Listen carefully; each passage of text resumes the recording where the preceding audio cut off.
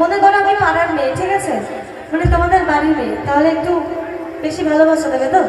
বাড়ির মেয়ে হলে আমি যে নদিয়া থেকে এসেছি বলে পরপর মনে করছো তো, এমন কথা কিন্তু খেলবো না, সরি ভুলে গেছিলাম, গাইবো না।